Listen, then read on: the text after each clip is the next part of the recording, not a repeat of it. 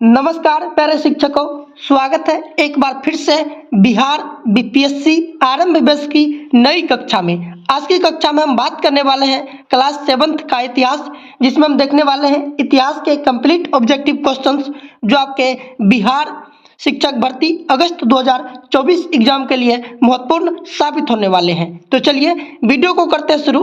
Video शुरू करने से पहले यदि आपको वीडियो अच्छा लगे तो प्लीज़ वीडियो को लाइक कर दीजिएगा और चैनल पर पहली बार आए हैं तो एक सब्सक्राइब जरूर कीजिएगा। तो चलिए देखते हैं आज का पहला प्रश्न।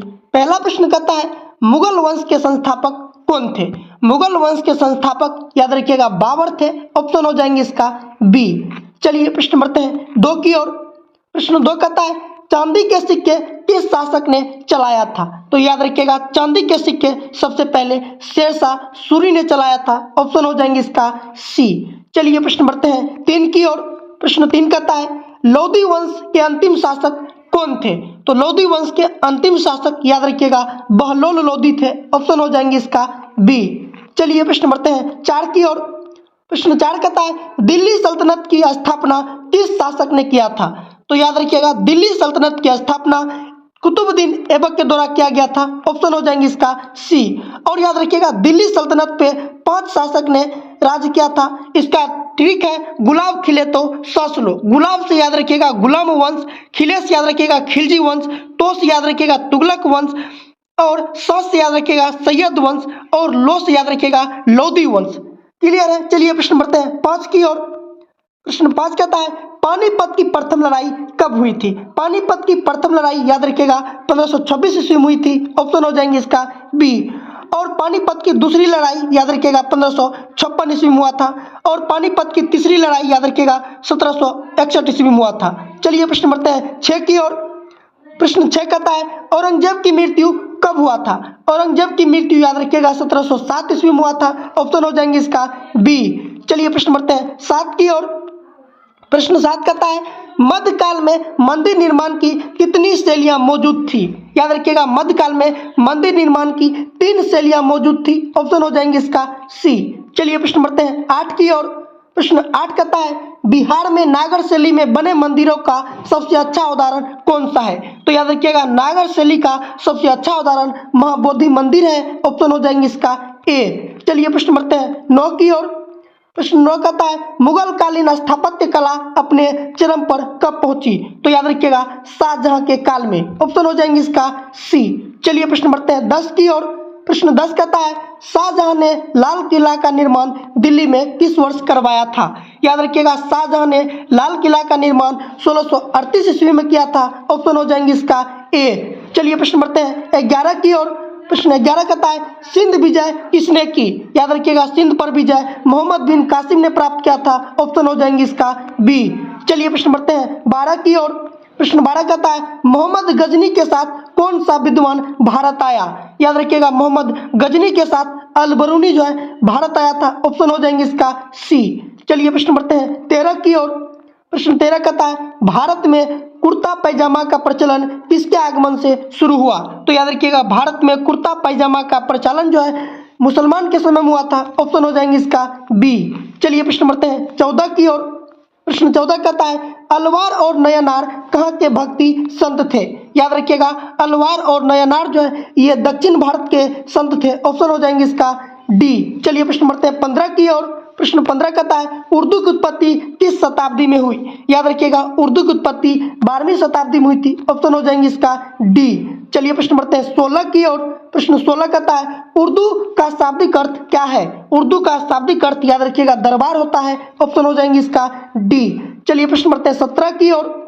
प्रश्न 17 कहता है अकबर के नवरत्न में इनमें से कौन थे? याद रखिएगा अकबर के नवरत्न में तानसेन भी शामिल था। ऑप्शन हो जाएंगे इसका ए। चलिए प्रश्न बढ़ते हैं 18 की ओर।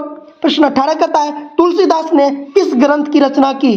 तुलसीदास याद रखिएगा रामचरितमानस की रचना की थी। ऑप्शन हो जाएंगे इसका ए। चलिए प्रश्न बढ़ते हैं 19 की ओर। प्रश्न 19 कहता है मुगलों के उत्तराधिकारी राज्य में कौन राज आता है? याद रखिएगा अवध आता है। ऑप्शन हो जाएंगे इसका डी। चलिए प्रश्न बढ़ते हैं 20 की ओर। प्रश्न 20 कहता है बंगाल में स्वायत्त राज्य की स्थापना किसने की? याद रखिएगा बंगाल में स्वायत्त राज्य की स्थापना मुर्शिद कुली खां के द्वारा किया गया था? ऑप्शन हो जाएंगे इसका ए। चलिए प्रश्न बढ़ते हैं 21 की ओर। प्रश्न 21 कहता है शिवाजी ने किस वर्ष स्वतंत्र राज्य की स्थापना की? याद रखिएगा, शिवाजी जो है स्वतंत्र राज्य की स्थापना 1974 ईस्वी में की थी। ऑप्शन हो जाएंगे इसका सी। चलिए प्रश्न बढ़ते हैं 22 की ओर। प्रश्न 22 कहता है मराठा परिसंघ का प्रमुख कौन था? याद रखिएगा, मराठा परिसंघ का प्रमुख पेशवा था। ऑप्शन हो जाएंगे इसका ए। चलिए प्रश्न बढ़ते हैं 23 की ओर। प्रश्न 23 कहता है मुसलमानों का कौन सा धर्म ग्रंथ है? मुसलमानों का धर्म ग्रंथ याद रखिएगा कुरान शरीफ है। ऑप्शन हो जाएंगे इसका सी। चलिए प्रश्न बढ़ते हैं 24 की ओर। प्रश्न 24 कहता है पांडुलिपियों को कहाँ रखा जाता है? पांडुलिपियों को याद रखिएगा अभिलेखागारों में रखा जाता है। ऑप्शन हो जाएंगे इसका ए। चलिए प्रश्न बढ़ते हैं 25 की ओर। प्रश्न 25 कहता है चौहानों का सबसे प्रसिद्ध शासक कौन था? चौहानों का सबसे प्रसिद्ध शासक याद रखिएगा पृथ्वीराज तृतीय था। ऑप्शन हो जाएंगे इसका ए। चलिए प्रश्न बढ़ते हैं 26 की ओर। प्रश्न 26 कहता है रजिया सुल्तान इल्तुतमिश की बेटी कब सिंहासन पर बैठी? रजिया सुल्तान याद रखिएगा दिल्ली के सिंहासन पर 1236 ईस्वी में बैठी थी। ऑप्शन हो जाएंगे इसका बी। चलिए प्रश्न बढ़ते हैं 27 की ओर। प्रश्न 27 कहता है सांकेतिक मुद्रा चलाने वाला सुल्तान कौन था? याद रखिएगा सांकेतिक मुद्रा चलाने वाला सुल्तान जो था वो था मोहम्मद तुगलक। ऑप्शन हो जाएंगे इसका बी। चलिए प्रश्न बढ़ते हैं 28 की ओर। प्रश्न 28 कहता है दिल्ली सल्तनत का अंतिम राजवंश कौन था? दिल्ली सल्तनत का अंतिम राजवंश लोधी वंश था। ऑप्शन हो जाएंगे इसका ए। चलिए प्रश्न बढ़ते हैं 29 की ओर। प्रश्न 29 कहता है मुगल सम्राट हुमायूं को पराजित करने वाला शासक कौन था? हुमायूं को पराजित करने वाला शासक याद रखिएगा शेरशाह सूरी था। ऑप्शन हो जाएंगे इसका डी। चलिए प्रश्न बढ़ते हैं 30 की ओर। प्रश्न 30 कहता है दिल्ली के सुल्तानों के शासनकाल में भाषा कौन सी थी? याद रखिएगा दिल्ली के सुल्तानों के शासनकाल में उसकी भाषा फारसी थी। ऑप्शन हो जाएंगे इसका ए। चलिए प्रश्न बढ़ते हैं 31 की ओर। प्रश्न 31 कहता है इब्न बतूता किस देश से भारत में आया था? इब्न बतूता याद रखिएगा मोरक्को से आया था। ऑप्शन हो जाएंगे इसका ए। और इब्न बतूता याद रखिएगा भारत में 14 वर्षों तक रहा था। और इब्न बतूता याद रखिएगा मोहम्मद बिन तुगलक के शासनकाल में भारत आया था। चलिए प्रश्न बढ़ते हैं 32 की ओर। प्रश्न 32 कहता है सबसे पहले दिल्ली में राजधानी किसने स्थापित की थी? तो याद रखिएगा सबसे पहले दिल्ली में राजधानी जो है तोमर ने स्थापित की थी। ऑप्शन हो जाएंगे इसका ए। चलिए प्रश्न बढ़ते हैं 33 की ओर। प्रश्न 33 कहता है सबसे पहला तुर्की शासक कौन था? याद रखिएगा सबसे पहला तुर्की शासक कुतुबुद्दीन ऐबक था। ऑप्शन हो जाएंगे इसका ए। चलिए प्रश्न बढ़ते हैं 34 की ओर। प्रश्न 34 कहता है खिलजी वंश का संस्थापक कौन था? खिलजी वंश का संस्थापक याद रखिएगा जलाउद्दीन खिलजी था। ऑप्शन हो जाएंगे इसका ए। चलिए प्रश्न बढ़ते हैं 35 की ओर। प्रश्न 35 कहता है अलाई दरवाजा कहाँ पर स्थित है? अलाई दरवाजा याद रखिएगा दिल्ली में स्थित है। ऑप्शन हो जाएंगे इसका ए। चलिए प्रश्न बढ़ते हैं 36 की ओर। प्रश्न 36 कहता है किस मुगल सम्राट को जिंदा पीर कहा जाता है? याद रखिएगा औरंगजेब को जिंदा पीर कहा जाता है। ऑप्शन हो जाएंगे इसका डी। चलिए प्रश्न बढ़ते हैं 37 की ओर। प्रश्न 37 कहता है नयनार साधु संतों की संख्या कितनी थी? याद रखिएगा नयनार साधु संतों की संख्या 63 थी। ऑप्शन हो जाएंगे इसका ए। चलिए प्रश्न बढ़ते हैं 38 की ओर। प्रश्न 38 कहता है अलवार संत संख्या में कितने थे? अलवार की संख्या याद रखिएगा 12 था। ऑप्शन हो जाएंगे इसका सी। चलिए प्रश्न बढ़ते हैं 39 की ओर। प्रश्न 39 कहता है गुरु नानक का जन्म कब हुआ था? गुरु नानक का जन्म याद रखिएगा 1469 में हुआ था। ऑप्शन हो जाएंगे इसका ए। चलिए प्रश्न बढ़ते हैं 40 की ओर। प्रश्न 40 कहता है गुरु नानक का जन्म स्थान कहाँ है? गुरु नानक का जन्म स्थान याद रखिएगा तलवंडी है। ऑप्शन हो जाएंगे इसका बी। चलिए प्रश्न बढ़ते हैं 41 की ओर। प्रश्न 41 कहता है पंजाब की लिपि कौन सी है?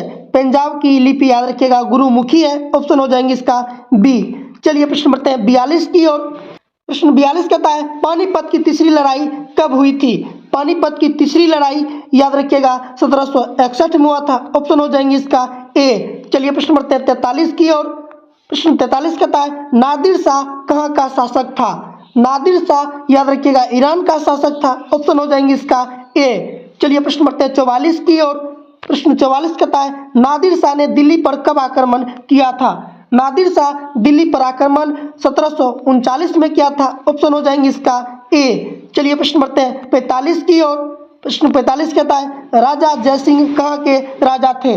राजा जयसिंह याद रखिएगा ये जयपुर के राजा थे। ऑप्शन हो जाएंगे इसका ए। चलिए प्रश्न बढ़ते हैं 46 की ओर। प्रश्न 46 कहता है फ्रांसीसी क्रांति कब हुई थी। फ्रांसीसी क्रांति याद रखिएगा 1789 में हुई थी। ऑप्शन हो जाएंगे इसका ए। तो ये था क्लास 7 का हिस्ट्री, जिसमें हम बात किए हिस्ट्री के कंप्लीट ऑब्जेक्टिव क्वेश्चंस का, जो आपके बिहार शिक्षक भर्ती अगस्त 2024 एग्जाम के लिए महत्वपूर्ण साबित होने वाले हैं। वीडियो आप लोगों को कैसा लगा कमेंट करके बताइए। अगर वीडियो आप लोगों को अच्छा लगा हो तो प्लीज़ वीडियो को लाइक कर दीजिएगा, और चैनल पर पहली बार आए हैं तो एक सब्सक्राइब जरूर कीजिएगा। फिर मिलेंगे नए वीडियो के साथ, तब तक के लिए जय हिंद।